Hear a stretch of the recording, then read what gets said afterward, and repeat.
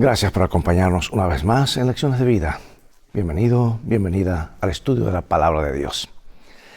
Estamos invitados a reconocer y proclamar la justicia de Dios y sus intenciones amorosas hacia su pueblo.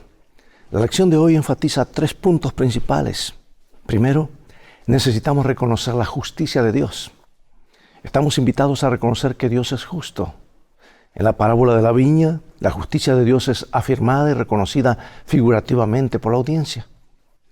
Y Jesús cuenta la parábola de una manera tal que la audiencia reconociera la legitimidad de las acciones del terrateniente en contraste con los labradores. Número 2, necesitamos reconocer las intenciones amorosas de Dios.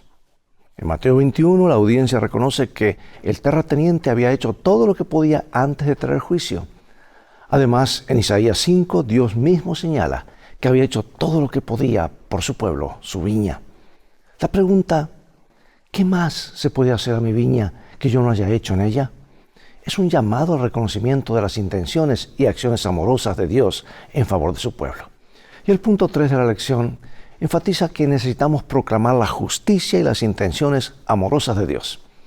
La Biblia nos invita no solo a reconocer la justicia de Dios y sus acciones amorosas, sino a proclamar que Dios es perfectamente justo y recto. En Apocalipsis 15:3, los santos cantan y proclaman: grandes y maravillosas son tus obras, Señor Dios Todopoderoso, justos y verdaderos son tus caminos, Rey de los santos. En resumen, ¿cómo podemos reconocer y proclamar la justicia y las intenciones amorosas de Dios en nuestra vida diaria y en nuestras conversaciones acerca de Dios? Ve por tu Biblia y ábrela en San Juan 18 y en un momento más regresaré para que la estudiemos juntos.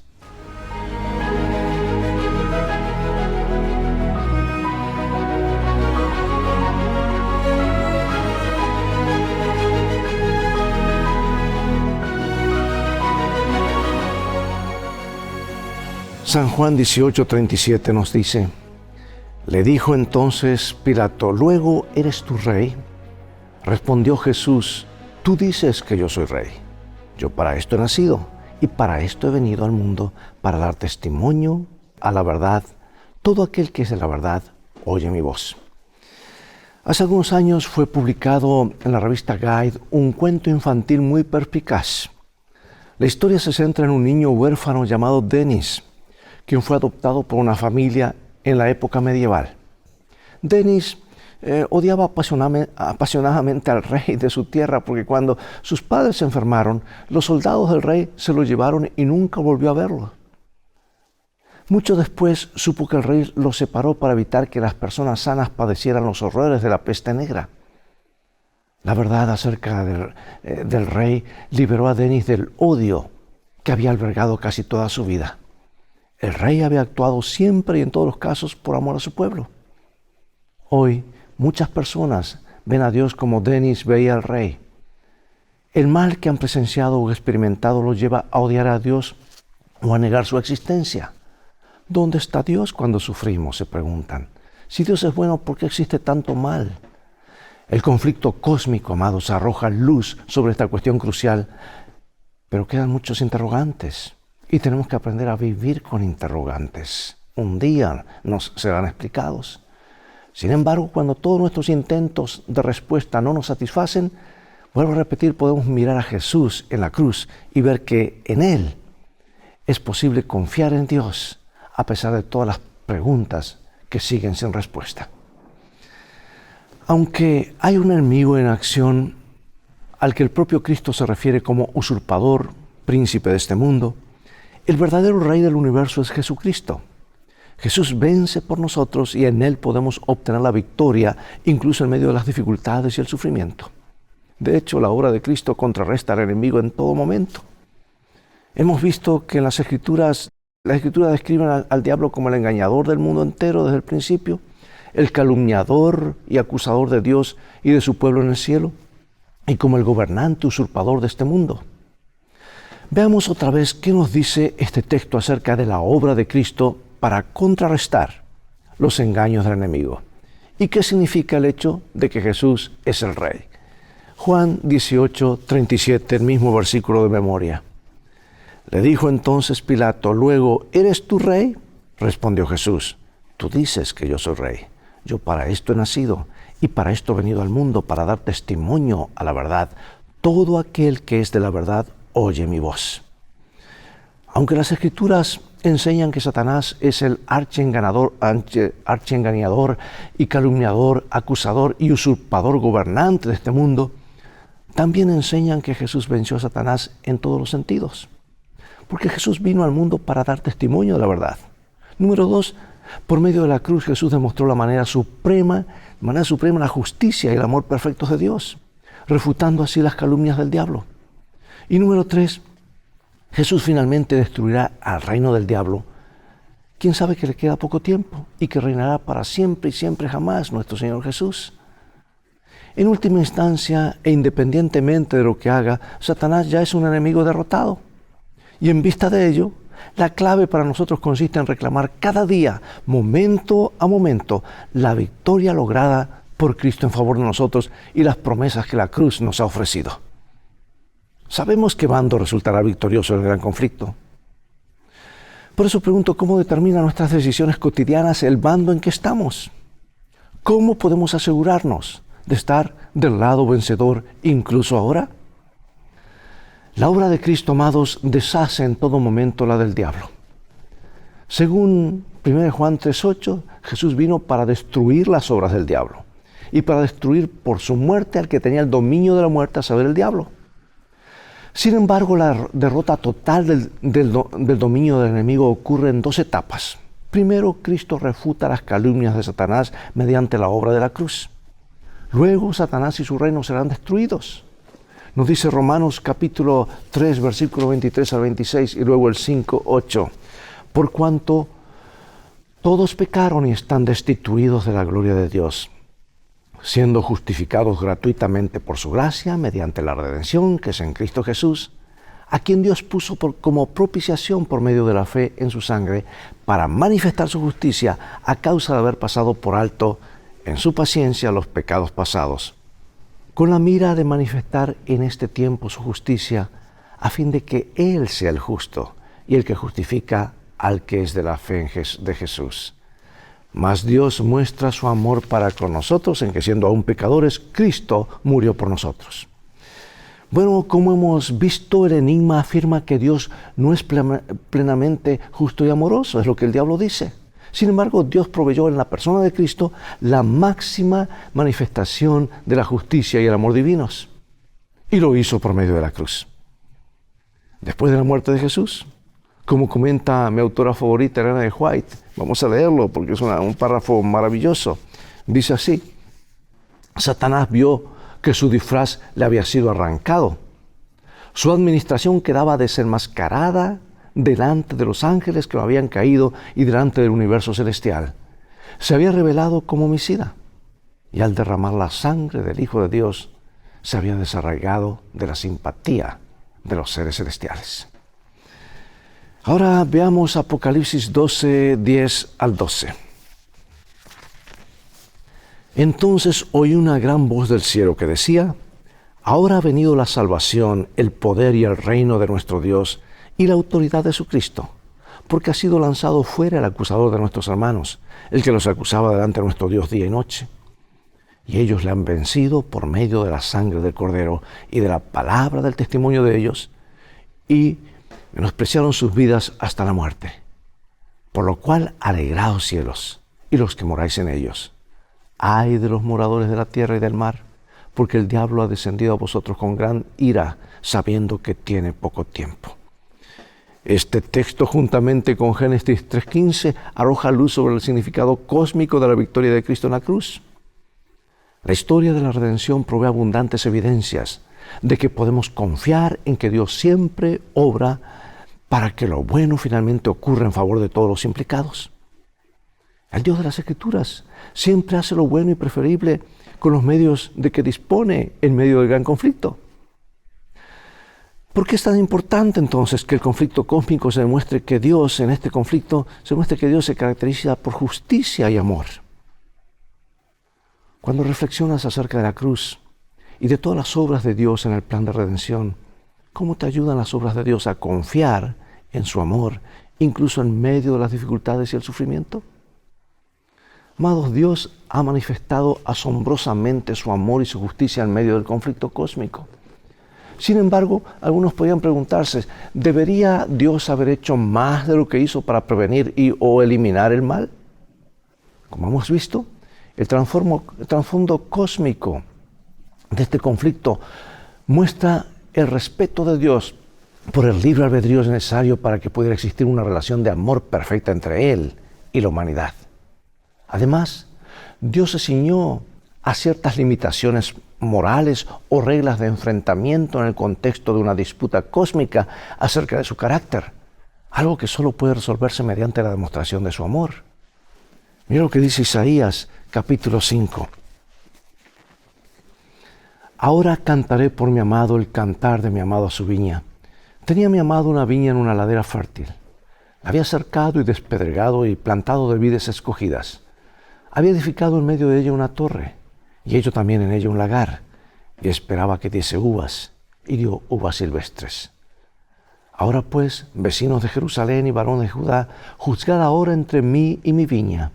¿Qué más se podía hacer a mi viña que yo no haya hecho en ella?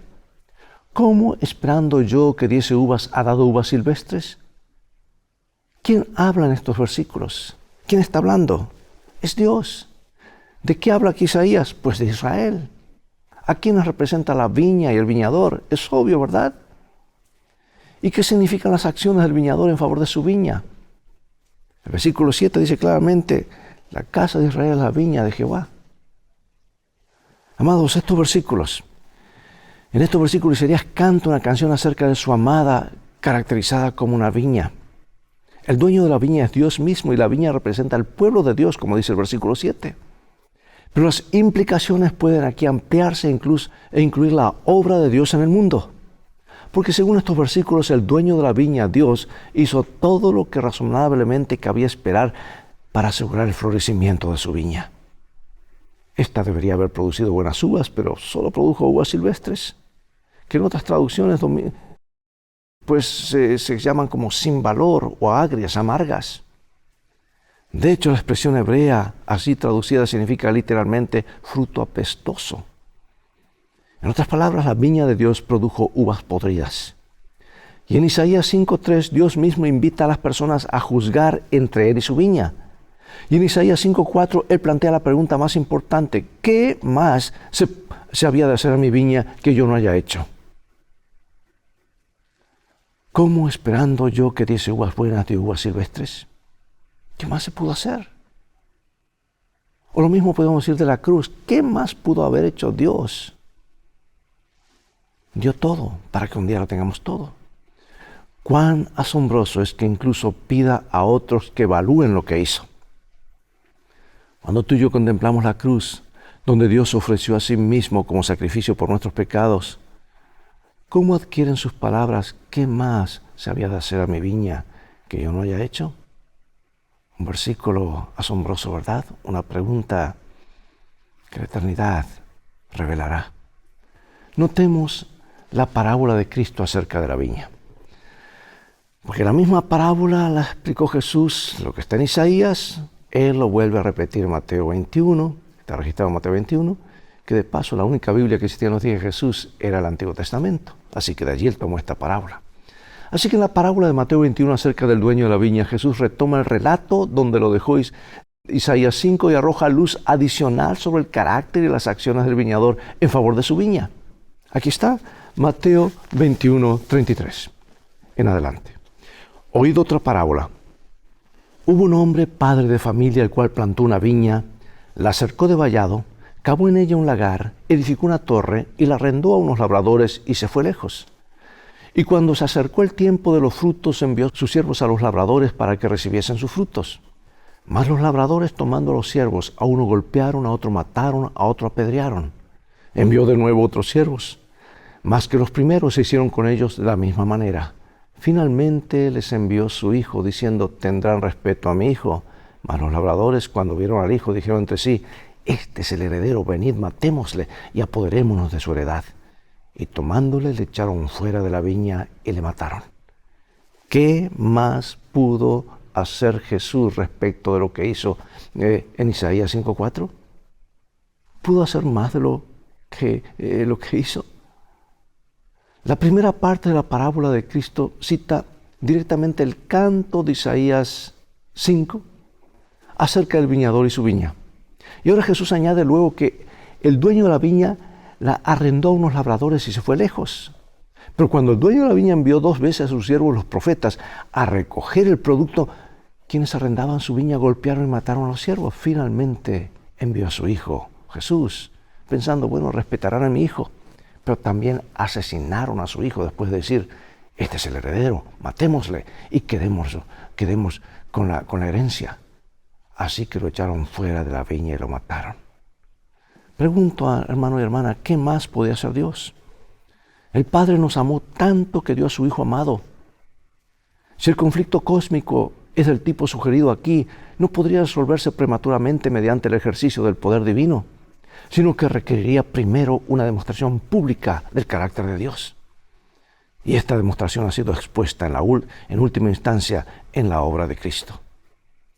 ¿Qué más podemos pedir después de que Dios se entrega a sí mismo en Cristo para morir por nosotros, para poder así justificarnos, sin comprometer en modo alguno su justicia y su amor perfectos? La cruz demuestra que Dios hizo todo lo posible para mitigar y eliminar el mal, pero sin destruir el contexto necesario para el florecimiento del amor genuino. Si Dios hubiese dispuesto de una alternativa preferible, ¿no la habría elegido? Aunque las personas sufren mucho a causa del conflicto cósmico, Dios es quien más sufre. ¿Te has puesto a pensar en esto? Cuando tú sufres, cuando ellos sufren, Dios sufre más porque Él es ajeno al pecado. Y cuando miramos a la cruz, podemos en efecto ver el sufrimiento y el dolor que el pecado ha producido a Dios mismo. Sin embargo, tan sagrada era la libertad inherente al amor que Cristo estuvo dispuesto a soportarlo todo para nuestro bien. Isaías 53:4. Ciertamente llevó Él nuestras enfermedades y sufrió nuestros dolores, y nosotros le tuvimos por azotado, por herido de Dios y abatido. ¿De quiénes eran las enfermedades y dolores que Cristo cargó en la cruz? ¿Qué nos dice esto acerca de lo que Dios ha hecho por nosotros y de lo que ha costado nuestra salvación? Amados, en última instancia, el nombre de Dios resultará plenamente vindicado mediante la obra del Padre, del Hijo y del Espíritu Santo en el plan de la redención. La justicia y el amor perfectos de Dios se manifestarán más allá de toda duda razonable. Dice Romanos capítulo 3, ¿qué ventaja tiene pues el judío? ¿O de qué aprovecha la circuncisión? Mucho, en todas maneras. Primero, ciertamente, que les ha sido confiada la palabra de Dios. Pues ¿qué? Si algunos de ellos han sido incrédulos. ¿Su incredulidad habrá hecho nula la fidelidad de Dios? De ninguna manera. Antes bien, sea Dios veraz y todo hombre mentiroso, como está escrito, para que seas justificado en tus palabras y venzas cuando fueres juzgado. En este versículo, a la luz de Isaías 5, enseña acerca de la vindicación final de Dios en el conflicto cósmico. Porque en Romanos 3 e Isaías 5 vemos que Dios invita en un sentido limitado a sus criaturas a juzgar su carácter, aunque no tengamos derecho ni estemos en posición de hacerlo. Al final, cuando todos los libros sean abiertos, veremos la evidencia de que Dios es perfectamente justo y recto. Él quedará vindicado ante toda la creación inteligente. Vamos ahora a Apocalipsis capítulo 15, versículos 3 y luego Apocalipsis 19. Y cantan el cántico de Moisés, siervo de Dios, y el cántico del Cordero, diciendo: grandes y maravillosas son tus obras, Señor Dios Todopoderoso. Justos y verdaderos son tus caminos, Rey de los santos.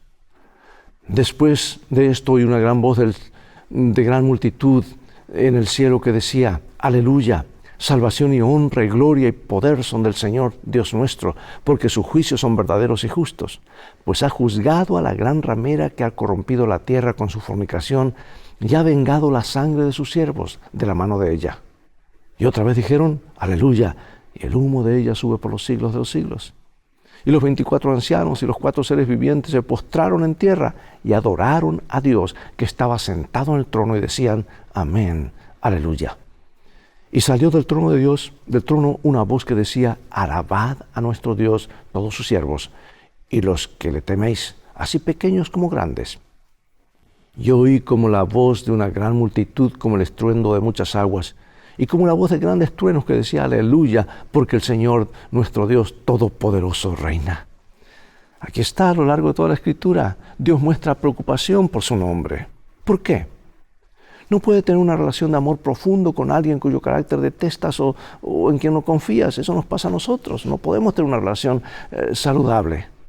Si alguien dijera a tu cónyuge o futuro cónyuge horribles mentiras acerca de tu carácter, harías lo que fuera necesario para contrarrestar tales afirmaciones, ¿verdad? Pues si son creídas, pondrías fin a tu relación de amor. En última instancia, Dios resulta vindicado en la cruz y a través de todo el plan de redención. En el juicio previo al advenimiento, Dios es vindicado ante el universo. Luego, en el juicio posterior al advenimiento, durante el cual los redimidos incluso juzgarán a los ángeles, Dios también será vindicado, ya que los redimidos habrán tenido la oportunidad de revisar los registros y ver por sí mismos por qué Dios actuó como lo hizo, y que todas las decisiones de Dios fueron siempre perfectamente justas y amorosas. Todos tenemos muchas preguntas que necesitan respuestas. Antes de que todo termine, esas preguntas serán contestadas. Finalmente, toda rodilla se doblará y toda lengua confesará que Jesús es el Señor. Todo esto es parte de la vindicación del carácter de Dios. Para cerrar, tengo aquí una cita maravillosa del libro Testimonios para la Iglesia, tomo 9. Todo lo que nos dejó perplejos en las providencias de Dios quedará aclarado en el mundo venidero. Las cosas difíciles de entender hallarán entonces su explicación. Los misterios de la gracia de Dios nos serán revelados. Donde nuestras mentes finitas discernían solamente confusión y promesas quebrantadas, veremos la más perfecta y hermosa armonía. Sabremos que el amor infinito ordenó los incidentes que nos parecieron más penosos. Y a medida que comprendamos el tierno cuidado de aquel que hace que todas las cosas obren conjuntamente para nuestro bien, nos regocijaremos con gozo inefable y rebosante gloria. Hermosa promesa, pregunto, ¿te has sentido perplejo por las intervenciones providenciales de Dios? ¿Te consuela saber que resultarán claras finalmente? Reflexiona acerca de lo que Cristo debió abandonar para hacerse hombre y morir por este mundo. ¿Qué dice esto acerca del amor de Dios y de si es digno de confianza o no? ¿Acaso pudo hacer algo más? ¿Qué tiene de importante el nombre de Dios? ¿Qué implica esto para quienes nos identificamos como cristianos? ¿De qué manera los cristianos han desacreditado a veces el nombre de Cristo? Y otra pregunta, ¿qué podemos hacer donde vivimos para demostrar a las personas lo que significa seguir a Cristo? Bueno, incluso nuestras mejores respuestas al problema del mal son incompletas por ahora. Pero ¿qué podemos hacer en la práctica para acercarnos a quienes sufren y aliviar el dolor que existe en el mundo mientras esperamos la solución final y escatológica que solo Dios puede dar al problema del mal? Dios nos ayuda a ser sabios, pero sobre todo a confiar en lo que Dios nos ha revelado. Oremos. Padre que estás en el cielo, gracias por escucharnos. Gracias porque en medio de este gran conflicto sabemos no solamente cómo determinar las cosas, sino que podemos desde ahora estar siempre del lado del vencedor. Vendrán problemas, dificultades, estamos en el territorio del enemigo, pero no tenemos nada que temer. Tu mano nos sostendrá. Y cuando vengan pruebas y dificultades que no entendemos, danos la fe necesaria para confiar más y más en tu amor, porque un día todo nos será explicado. Y anhelamos que ese día llegue pronto, para que podamos confesar de que tus caminos son justos. Tú eres amor y eres justicia. Gracias por escucharnos y bendecirnos. En el nombre de Jesús. Amén. Es todo el tiempo que tenemos por hoy. Llegó el momento de despedirnos. Será hasta la próxima lección de vida. Invita a otros a sintonizar este canal y transfórmate tú en un canal de bendiciones. Dios te bendiga y recuerda, tú vales mucho para Jesús. Él te ama más de lo que puedes imaginar. Y en este viaje de la vida, las cosas van a terminar bien si haces de la Biblia tu GPS y a Jesús como tu guía. Maranata.